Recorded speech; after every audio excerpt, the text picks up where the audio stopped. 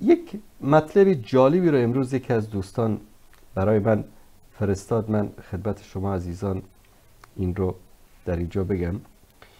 میگه کسی رو پرسید که چرا حرفهای علمای سابق، علمای سلف تأثیر داشت؟ امروز مثلا شما حرف ابن تیمیه رو میخوانید، تأثیر میکنه در شما، مثلا تعجب میکنید چطور این حرفا رو نوشته، اونم در زندان، در زیر شکنجه.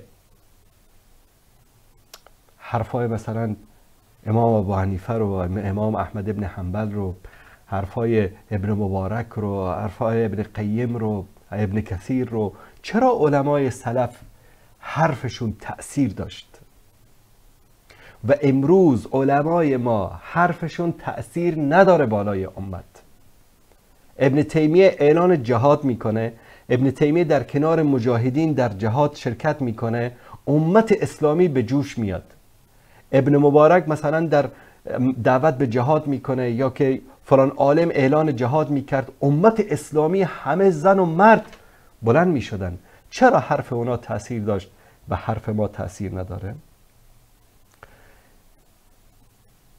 چون که اونها برای عزت مسلمان ها زندگی میکردن، برای عزت دین الله سبحانه و تعالی زندگی میکردن، اونها برای رضای الله زندگی میکردن. ولکن علمای ما امروز الا من رحم ربی برای عزت نفسش زندگی میکنه، برای جیبش زندگی میکنه، برای دنیا زندگی میکنه.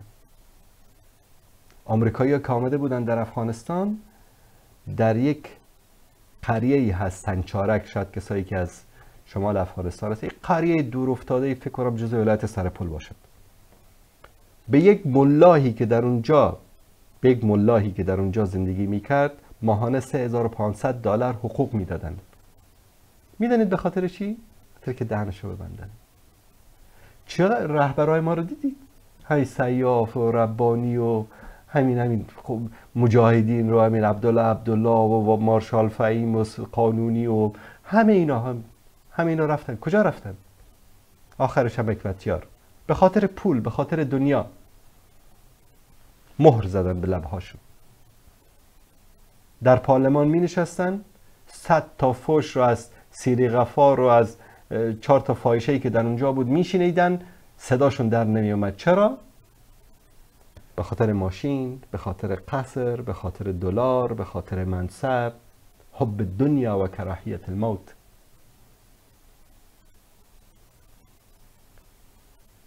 علمای سلف حرفشون تأثیر داشت چون که رضایت الله مد نظر بود.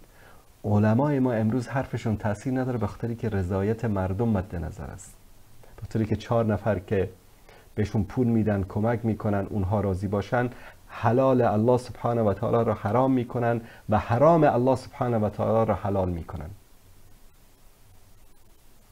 و تا وقتی که حب دنیا و کراهیت الموت، محبت دنیا و ترس از مرگ رو ما از دلمون بر نداریم، دور نکنیم، هیچ وقت به عزت و مجد و عظمت نخواهیم رسید.